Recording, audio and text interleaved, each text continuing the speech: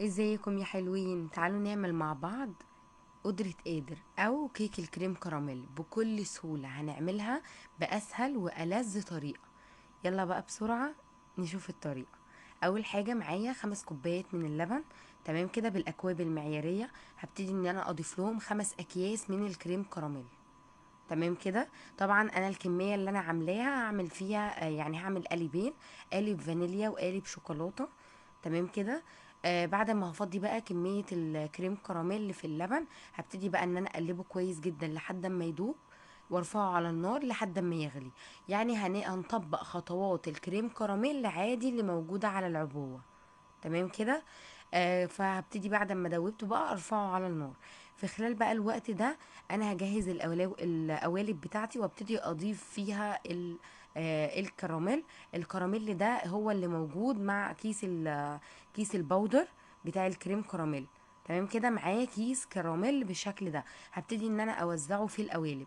طبعا هي بكل سهوله، لو انتوا عايزين يعني تعملوا الكراميل في البيت مفيش اي مشكله، لكن هما بيبقوا موجودين، وانا عايزه اعمل لكم يعني كيكه تبقى سهله وبسيطه وما فيهاش يعني يعني اي صعوبه، تمام.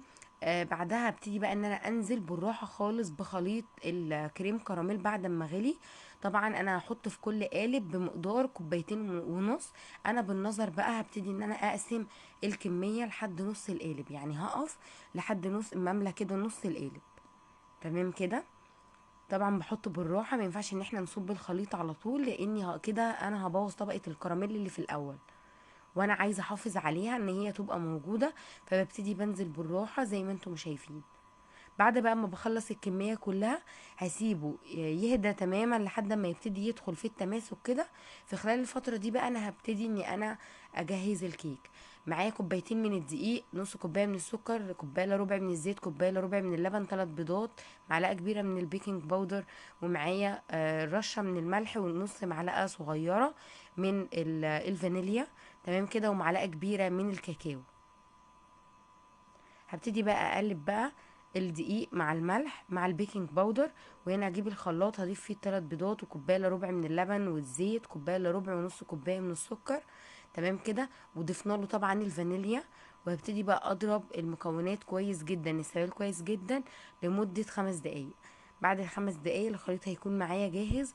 وطبعا الدقيق انا نخلاه. هبتدي بقى اضيف بقى الخليط المقدار كله، وهبتدي اقلب بالراحه. طبعا عايزه اقول لكم باين ان هي انا ابقى اقلب بسرعه بس عشان انا مسرعه الفيديو، لكن بنقلب بالراحه، تمام كده.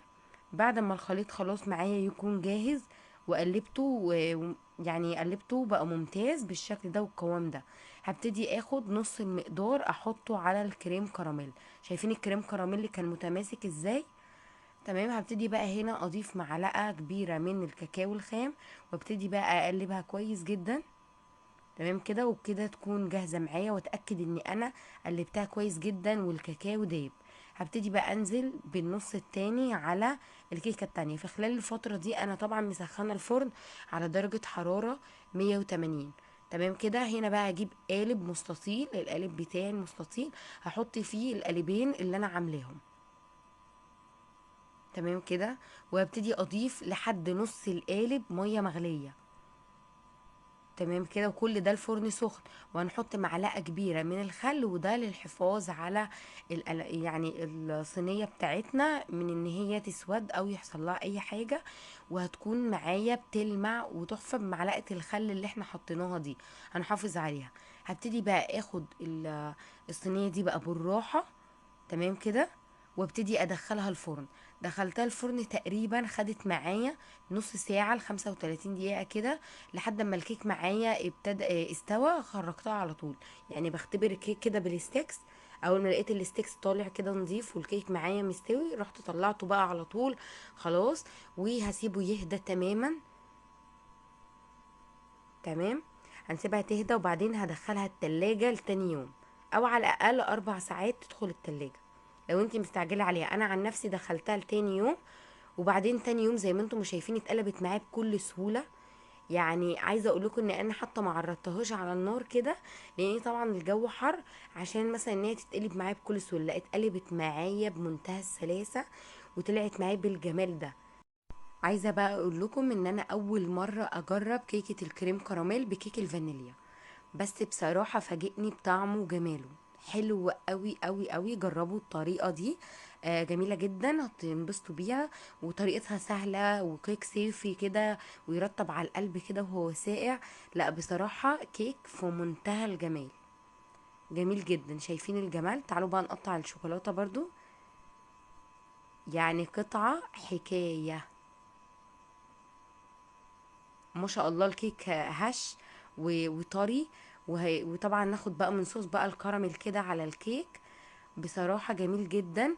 بتمنى ان شاء الله يكون الفيديو عجبكم وعجبتكم الطريقة وجربوها، وانتظروني ان شاء الله في فيديو جديد وصفة جديدة. باي باي.